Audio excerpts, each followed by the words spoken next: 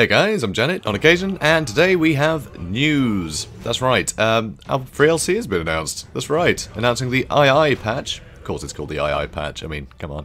Anyway, Lokhir Fellheart has been announced, which is pretty cool. He's going to be the free LC, and here he is, looking pretty damn cool. So we're going to go through this blog post, just for anyone who missed it, basically. So yeah, pretty cool, pretty cool. I'm happy with this. I think this is cool. I wanted Lokhir above Malice Darkblade. I think that's an unpopular thing to say right now. A lot of people are disappointed, I know, but I mean, hell, there's still a lot more to come from this game, so I don't know, keep saying how much you love Malice Darkblade and hopefully they'll get round to it. I mean, that's all we can do, right? But I'm very happy with Lokhir. I think he's really cool. I think he's going to really fit with the whole, like, you know, all these pirates that are suddenly going to emerge out of the Curse of the Vampire Coast, which is cool. He really fits that sort of theme, which I think is cool because, you know, we want other people to be running around the ocean doing despicable things, not just the vampires, right? Got to have some opposition for them, and I think Lokhir is a great addition there. So anyway, let's go over this quickly. So, with the launch of Curse of the Vampire Coast Campaign Pack comes a new update for Total War Warhammer 2. This will be applied automatically to the game when you log into Steam. The II patch introduces some significant changes for the traditional Vampire Counts factions in Mortal Empires, the chief of which is the new Bloodlines mechanic. Sounds awesome. It also grants Heinrich Kemmler a faction of his own, a new campaign start position, and extra bonuses. So that's cool. Kemmler's going to be in a new place, which I think is brilliant. The fact that he's just hanging out, you know, I mean, he's got to be near Bretonnia, right? I mean, it's Kemmler. He should be there. That was where he always was, so it's a shame. He's so far away from all his quest battles, so it's nice that we'll get a new start position, because start positions are great. It's a lot of fun, and especially with the new Bloodlines mechanic, it's going to make every campaign more interesting, so they'll be even more diverse than before, so we'll have a lot more stuff to replay, which is brilliant. So anyway, new free LC content is also available in the shape of legendary Lord Lokhir Fellheart, the Kraken Lord, a dark elf of noble birth. He is a terror of the sea lanes and rightly feared for fielding many dread black arcs. Fellheart can be downloaded from his own Steam page here. So here he is. Here's Lokhir. Yeah, that's right. There he is. Not a lot of images here, which is a pity. Just the one. But it's a cool image. But anyway, so free LC there. We do get this lovely GIF, though, which I really enjoy. It is very cool to see him with his Corsairs. Oh, it's wonderful. Anyway, Lokhir Fellheart, the Kraken Lord of Karond Kar, is loosed upon the world. The latest and most notorious of his line, he plies the coastlines and seaways of the world, plundering ports and settlements for their riches, and enslaving their inhabitants. He's not a good dude, is he? The Dark Elf Sea Scourge, nice title, I like that as a title, leads his own faction, the Blessed Dread, will be playable in Mortal Empires, the Eye of the Vortex campaigns, in which he follows the Vortex storyline, which is interesting. A lot of the new additions haven't actually had anything to do with the Vortex, so it's quite cool that he does take part in that. He begins play with ownership of the island of Chapayotl? Where's Chapayotl? I'm not sure. Just south of the Star Tower in Lustria. Interesting. That's going to be crowded. I think that's fairly near Star Tower, I can't remember. I think that's fairly near where Silostra is going to begin as well, so that's interesting. It's going to be a busy area. Anyway, the Kraken Lord does not need to perform rites in order to raise black arcs. He can recruit one for each major port settlement he captures. That's cool. I wonder what is a major port settlement. Is that going to be a major settlement with a port? Possibly. It seems likely. So he'll be able to get quite a few, I reckon. Ultimately amassing a fleet of them with which to terrorize the Lustrian shoreline and beyond. In addition, he gains a 50% income bonus from slave pens and slave markets. That is a big bonus. And his armies enjoy a 50% upkeep cost reduction for any Black Ark Corsairs they recruit. All his armies get 50% off for Black Ark Corsairs, which is crazy with all the extra additional Black Arcs he can field as well. If you're just trying to get more port towns to get more Black Arcs, you can have so many bombards, and you know those crazy spells you get for free if you've got a Black Arc nearby. That yeah, just you don't need a load of big armor piercing because you're able to nuke anything expensive with all those bombardments. So I think this is awesome. He's going to be really good on the campaign, I think. Anyway, in place of the usual Dark Elf Black Arc rite, he can perform a sacrifice to Anathrema, granting Black Ark Corsairs the Cause Fear and Stalk traits plus AP missile damage and conferring bonus armor for the Charybdises. Wow, that is a hell of a talent. I love that. So yeah, crazy. I love this. I think he's gonna be great. So back to the rest. So, also, plethora of balance changes. Cool. Full patch notes coming soon. I hope to cover those. Hopefully I won't be in England when that happens. But, yeah, I can't wait to see what changes. I think it's going to be a lot. So this should be cool. Anyway, new vampire counts mechanic. Bloodlines. I've wanted a mechanic like this for a long time. So, vampire counts factions in Mortal Empires can now awaken powerful lords of the 5 ancient vampire bloodlines. The Lamians, the von Karsteins, the Blood Dragons, the Necrarchs, and the Strigoi. Up to 3 of these arch-lords may be awoken from each bloodline. So it's a lot of lords, you know, 3 for each. We're going to be drowning in scary vampire lords. And with each awakening, a new wave of powerful faction-wide bonuses reflecting the character and focus of their bloodline is unlocked. These lords also have unique skill trees designed around their bloodline's nature. So we can see some really diverse stuff happening on the campaign now. Well, for vampire counts anyway. These lords are not easily awoken, however, exacting an increasingly heavy price of blood kisses. Which sounds quite sweet, but blood in front of it suddenly doesn't, does it? So blood kiss, that's what they call being bitten by a vampire, essentially. That's being turned into a vampire. So a blood kiss, yeah, that's having your neck bitten. That's what that is, for anyone who didn't know. So it makes sense. So these unique new tokens are granted by vassalizing other factions, which makes sense if they're, you know, if they're going to be your bitch, it's because you've put a load of vampires in command of things. So yeah, you're going to get more vampires out of that, right? So blood kisses, you're going to turn more people into vampires. So that's a cool thing. That makes sense. Slaying faction leaders, I mean, obviously, if you kill one of the faction leaders, you're going to turn them into a vampire, just to add insult to injury. And wounding or assassinating characters through hero actions. Again, this makes total sense. This is all really cool thematic things. The idea of actually getting the ability to recruit, you know, more vampires from doing that kind of thing is perfect, because you would get the chance to do that if that was the case, right? So I think that's awesome. So anyway, for each Lord awoken, the blood kiss toll for the next Lord in the same bloodline rises. Unleash the Banshees. Banshees, huh? Oh yes, they're the assassins for the vampire counts, aren't they? I forget. I don't play a lot of campaign, guys. I dip into it for, you know, for giggles every now and then. But, yeah, I forget what half things do in campaign. Too much multiplayer, guys. Too much to remember. Anyway, all legendary lords, including Vampire Count's legendary lords, have also undergone balance changes and tweaks. So they're all going to get a little bit more refined, which is kind of cool. So that's going to be interesting. And Heinrich Kemmler has left the service of the Vampire Counts at long last, bidding Sylvania adieu. He strikes out west to pursue his destiny. Now a faction leader in his own right in Mortal Empires, he commands the Barrow Legion from Blackstone Post. That's one of the dwarf settlements of Carrick Ziflin in the Grey Mountains. I think it's the... No? Yes, Grey Mountains. I think it's the Grey Mountains. Or was it the Pale Sisters? No, the Pale Sisters are further north. Anyway, sorry.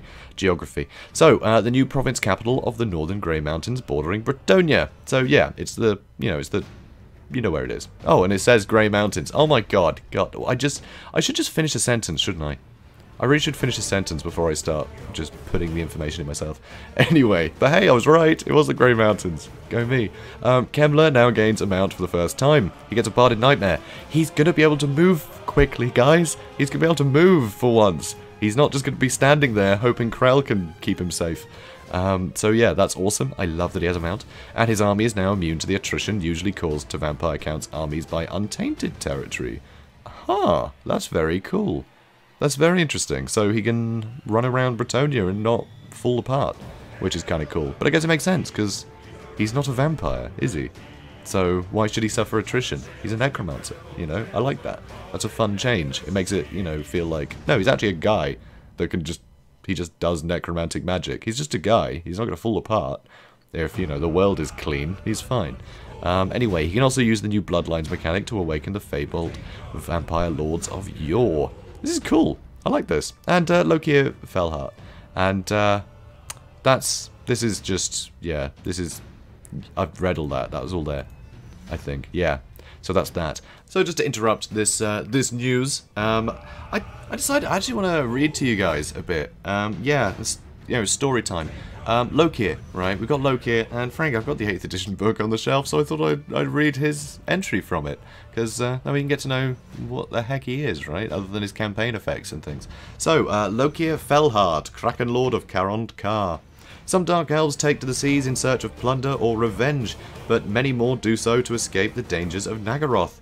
Not so Lokhir Fellheart. He was born to ply the rolling seas, to bring fire and terror to the shores of other lands.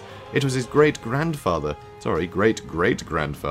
Menraith Fellheart, who first commanded the Black Ark, Tower of Blessed Dread. And the doom-bringing flagship has answered to a Fellheart ever since. Lokhir is the latest of his line to rule over the great vessel of war, and, by all accounts, the most daring. Following his father's death at an assassin's hand, which unusually was not a patricidal commission, the Fellheart being one of the few Naggarothi families who hold blood to be thicker than water, Lokhir inherited command of both the Tower of Blessed Dread and its mighty fleet. He acted quickly to ensure both the loyalty of his crew and the favour of Mathlan. Mathlan is the same as Manan, I guess. You know, he's the god of the sea. Just thought I'd throw that in there. By sacrificing the chief troublemakers to the sea god's glory. That very night, the decks of the Black Ark, still slick with the first officer's blood, Lokhir led his new fleet out onto the open sea and a glorious future. Wow, he didn't waste any time, did he? Tales soon returned to Naggaroth of ports set ablaze, fleet scoured from the seas, and whole cities put to the sword. The high elf port of Tor Canabre, whose dragon ships had long been the terror of Naggarothi corsairs, fell in a single night. Once Lokhir Fellheart set his attention to it. This guy's pretty badass. Anyway, such deeds and many, many more earned Fellheart not only more glory than that of all his forebears combined, but also wealth beyond measure. Slaves and treasure flow into Karond-Kar as never before, earning Fellheart the grudging respect, if not quite the loyalty, of the city's masters. The best plunder he keeps, but there is always plenty more for lavish rewards and bribes. Fellheart is much admired by his corsairs, not just for his generosity, but also because he fights at the forefront of every battle, a dangerous habit among many Dark Elf admirals lose as soon as they can. Yeah, they don't want to be at the front of battle, because that's where you die, and you can't get rich if you're dead. So anyway, the burdens of command have done little to blunt Fellheart's swordplay, and he fights as naturally as he reads the oceanic temper, feinting towards one foe before changing direction mid-thrust to cut down another, ever aware that his crew's loyalty will last only as long as his reputation. Fellheart strives to slay enemy heroes and add their severed heads to the growing collection festooned about his command deck. His command deck probably smells terrible, you know that, right?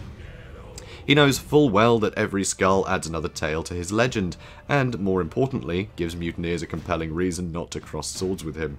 So, yeah, he sounds really awesome. He's just a pirate, right? Just in every way you can imagine, he is a horrible, killy, murdery pirate, which I think is brilliant. And, well, he looks the part, right? So, also, he has some items. So what you can see is the red blades there on the screen, which is pretty cool. So these are described thus. When Fellheart sacked the temple of Gilgadresh, he took a great many treasures, among them a statue of Inden Bloodsteel. So Inden, that's from Ind, which is Warhammer India. So he's travelled. He's travelled. When melted down, it was forged into the deadliest pair of blades on the high seas. Pretty cool. There is a magic weapon, apparently, though all weapons are magic. It doesn't necessarily mean they have magic damage in Total War Warhammer, but you never know. Also, of course, he has the Helm of the Kraken. Yeah, you can tell, that's not a normal helmet. So, this golden helmet makes the wearer as resilient and dread-inspiring as its namesake. Doesn't say a lot, but in the rules, it gives him regeneration. So, that's pretty good. It also gives him terror. In 8th edition at least, so we'll see if it gives him fear or terror, but I reckon terror and regeneration. That is a cool item, and that is awesome to have in a duel list, because frankly, he's going to be dueling something, and that guy might have brought backup, but that stuff is going to get terrified away pretty quickly, and then it's mano a mano with Lokhir, so that is pretty cool. Anyway, I hope you enjoyed that little lore segment. So just before we go, someone did get a screen grab of the Bloodlines screen, because a load of details were shown on Twitch, which I haven't actually been able to watch all of that yet. I've been so flooded trying to get stuff ready for the Everchosen. So, oh yeah, tune into that, by the way. Yeah, that's happening this weekend, which will be awesome. Everchosen Halloween Invitational Tournament. It's going to be great. CA's hosting it, and which is why I've been so busy, because I need to get a flight tomorrow. Anyway, so here you can see the Lamians. Yep, perfect. I mean, they're all a bunch of just spies. They basically use sex as a weapon in order to infiltrate, you know, different courts around the world and get power that way, which is very cool. And the von Karsteins, yeah, puppet masters, sounds about right. They think they're the big bad. Obviously, they rule Sylvania, so, you know, they've got territory. They see themselves as nobility. The Blood Dragons, they basically want to kill dragons, because they think that if they can basically drink the blood of a dragon, they'll get rid of the curse. Right, and they won't be vampires anymore, and they can be mortal again, and that's what they want. They don't want to be vampires, frankly. So it's cool. So yeah, interesting. Also, the Necrarchs. So these are more sort of directly like Nagash's like bros, right? These are the ones that really just want to see that happen. They're more in line with that, but they're also really creepy looking, very weird. So yeah, very old vampires, very traditional. Haven't really moved on as the rest of the world has. And then these Strigoi, they've really let the whole vampire thing get to them, and yeah, they've basically turned half mutant as a result of it. And they did have an empire once, and it was very nice, but then it got destroyed by greenskins. So then they basically got shunned by everyone and turned into crazy wild things. So, scary. But anyway, as you can see, there's 3 pips on each of them. I mean, the UI is beautiful, frankly. Obviously, this is a bit pixely because it's just a screen grab from a Twitch stream. You can see, I think that's Rick's head there. Anyway, but you see 3 pips, so you can, you know, do all these, which is nice. I'm sure if you hover over them, you'll see the bonuses. But it's pretty cool, so you can spend your blood kisses, which I'm sure are up here. And here's the costs of each, which is kind of cool. I like it. I think it's very cool. So anyway, that about does it for now. I'm going to try and do more news for you guys when I can, but I'm going to be away all weekend. So if they do any more announcements, you just have to find it without me. So sorry about that. But yeah, I'm doing what I can, guys, to keep you guys informed. But got a tournament to put on, so hopefully you guys will tune in for that too. So guys, if you enjoyed this, please do comment, like, and subscribe for, well, more replays, more news, more Total War Warhammer, frankly. I'll see you in the next one, guys. Have a good one.